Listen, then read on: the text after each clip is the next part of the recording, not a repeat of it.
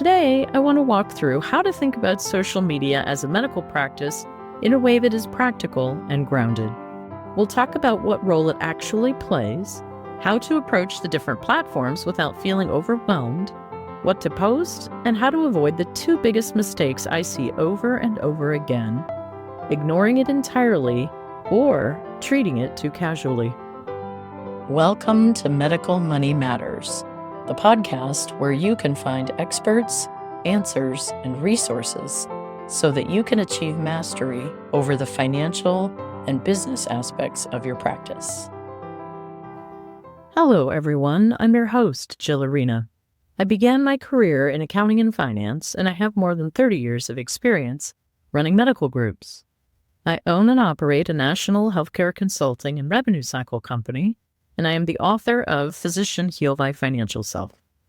In 2020, I co-founded the Physician Leadership Project, and in 2025, I released Physician's Edge, the first of its kind CME-accredited online business education for physicians. My passion is to increase financial and business literacy for physicians. Episode 176, Social Media, Friend or Foe for Your Practice. Hello, everyone, and welcome back to Medical Money Matters. Today, we're talking about something that tends to bring up a mix of reactions for physicians and practice leaders, and that is social media. For some of you, this feels like something you know you should be doing more with, but it keeps getting pushed down the list. For others, it feels like noise or distraction, and you're not convinced it really matters. And for a few of you, you've probably seen enough examples to feel a little cautious, maybe even concerned, about the risks. And honestly, all of those reactions are valid. Because social media, especially in healthcare, really is a bit of a double-edged sword. Done well, it can become one of your most effective tools for communication, visibility, and trust building. Done poorly, or simply ignored, it can quietly work against you in ways that are easy to miss. So today, I want to walk through how to think about social media as a medical practice in a way that is practical and grounded.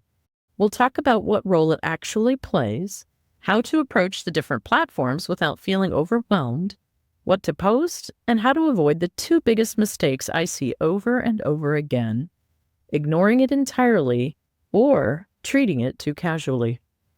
Let's start with a mindset shift, because this is where most practices get stuck. A lot of physicians will say, "We're really not on social media."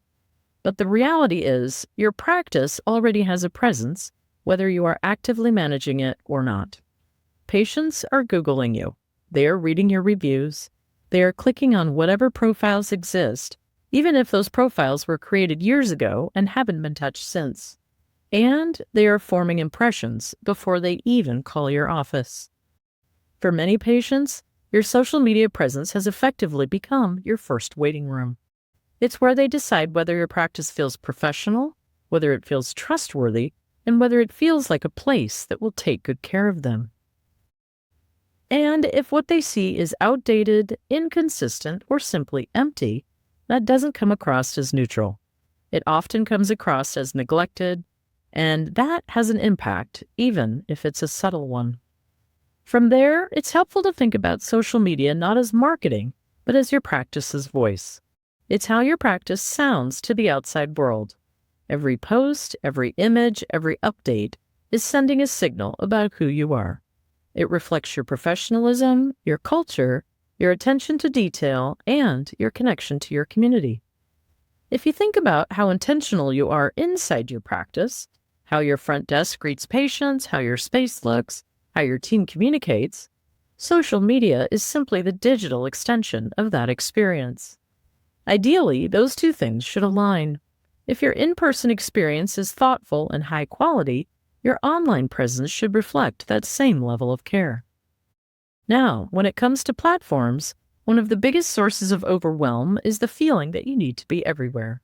And the truth is, you don't. What you need is intention, not ubiquity. Facebook, for example, is still very relevant for healthcare. This is where many of your patients, especially families and local community members, are already spending time. It's an excellent place for clear, practical communication. Things like announcing flu shots, sports physicals, updated office hours, or community events work very well here. This is not about being flashy. This is about being useful and visible. Instagram, on the other hand, is more visual and more personal. It gives patients a sense of your environment, your team, and your culture. It helps answer the question, what will it feel like to go there?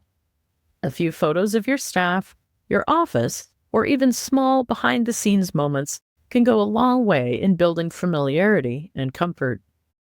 LinkedIn serves a different purpose. It's more professional and more strategic, particularly for larger groups, specialists, or physician leaders. This is where you build credibility, share insights, and even support recruiting efforts. It's less about patient-facing communication and more about positioning and influence within the business community. That's who's on LinkedIn. And then there's your Google Business Profile, which isn't technically social media, but in many ways it is the most important digital asset you have. This is where reviews live, where patients check basic information, and where many first impressions are formed. If you do nothing else, managing this well is critical. There are also newer platforms like TikTok or short-form video through Instagram Reels, which can be very powerful when used intentionally. They can be great for short educational content or myth-busting, but they also require a level of thoughtfulness because if they are done casually or without a clear strategy, they can undermine credibility very quickly. So the goal is not to be everywhere. The goal is to choose a few platforms that make sense for your practice and show up there consistently and intentionally. That brings us to the next question, which is what to actually post. And this is where I like to simplify things as much as possible. You're listening to Medical Money Matters, a weekly podcast brought to you by Healthy Practices, a healthcare consulting and revenue cycle company dedicated to keeping our clients independent.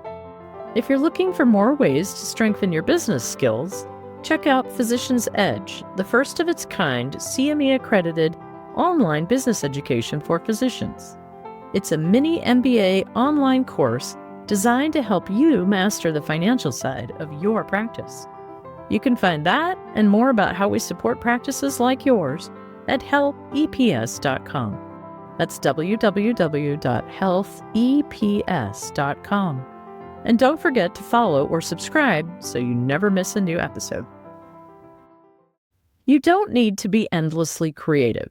You just need to be useful and consistent. Some of the most effective content is also the simplest. Clinical updates, for example, are incredibly valuable. Letting patients know that vaccines are available, that sports physicals are being scheduled, or that you have expanded hours, these are things patients care about and they act on. Patient education is another strong category. This might include preventive care reminders, seasonal health topics, or answers to common questions. The key here is to keep it simple and accessible, not overly technical or clinical. Practice updates are also important. Introducing new providers, sharing that you've expanded your services, or announcing a new location all reinforce growth and stability. It reassures patients that your practice is active and evolving. Community presence is another powerful area. When you share involvement in local events, schools, or organizations, you are reinforcing that you are not just a business, but part of the community. That matters to patients. And finally, sharing elements of your team and your culture, staff highlights, anniversaries, small behind-the-scenes moments, helps humanize your practice. Patients don't just choose physicians, they choose environments, and this gives them a sense of what that environment feels like. Now, even with all of that, where I see practices run into trouble is not usually in what they post, but in how they approach it overall. There are two major mistakes that come up again and again. The first is simply ignoring social media. This often looks like outdated pages, no recent posts, and no response to comments or reviews. The assumption is that if you're not active, it doesn't matter. But it does, because an inactive presence doesn't feel neutral, it feels abandoned. And in healthcare, that can create subtle but real doubt.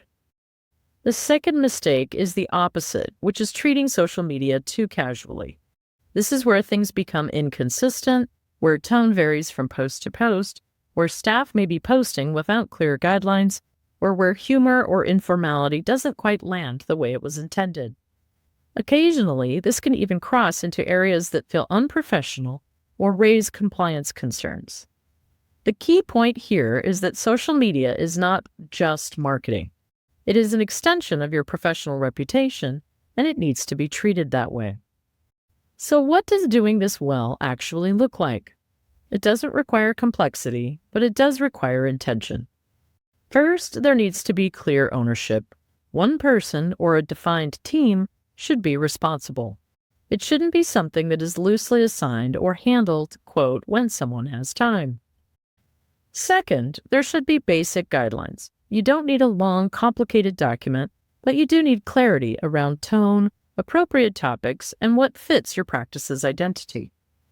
Third, consistency matters more than volume. You don't need to post every day. For most practices, 2 to 4 times per week is more than enough. What matters is that your presence feels active and reliable. Fourth, you need to monitor and respond. That includes reviews, comments, and messages. This is now part of the patient experience, whether we like it or not. And finally, and this is where I see the biggest gap, your social media needs to align with your operations. If you are posting about vaccine availability, you need to actually have vaccines available. If you're promoting access, patients need to be able to get appointments. Your digital presence should reflect reality, not aspiration. When all of this comes together, the impact is significant. You increase visibility, which supports patient acquisition. You stay top of mind, which supports retention. You strengthen your reputation, which supports trust. And you create a window into your culture, which helps with recruiting. And perhaps most importantly, you differentiate yourself. Because the reality is many practices are still not doing this well, which means that doing it well is still a meaningful advantage. So when we come back to the original question, social media, friend or foe, the answer is actually very simple. It depends on how you use it. It becomes a friend when it is intentional, consistent, and aligned with who you are as a practice. It becomes a foe when it is ignored, inconsistent, or overly casual. So I'll leave you with this. Your practice already has a voice. Patients are already forming impressions. Social media simply determines whether that voice is clear or confusing. If this conversation has you thinking about how your practice is showing up, that's a great place to start. If you haven't already, I'd encourage you to explore more episodes of Medical Money Matters and visit healtheps.com for additional resources. And if you're looking at this and realizing that your communication, your systems, and your operations all need to work together more effectively, that's exactly the kind of work we focus on every day with practices across the country. You don't need to be everywhere. You just need to be intentional in the places that matter. Until next time. You can find more information online at medicalmoneymatterspodcast.com, and you can sign up to be notified when enrollment opens for the Medical Money Matters e-learning program for a mini MBA physician style, which will carry CME credits and will be released in upcoming months. In that, we'll do an even deeper dive so you can understand dynamic budgeting strategies, cash flow forecasting, and other more esoteric financial concepts. We've included those links in the show notes. As I like to close out these podcasts, congratulations on taking the next step in your professional development and for making the commitment to learn about the financial and business aspects of your practice.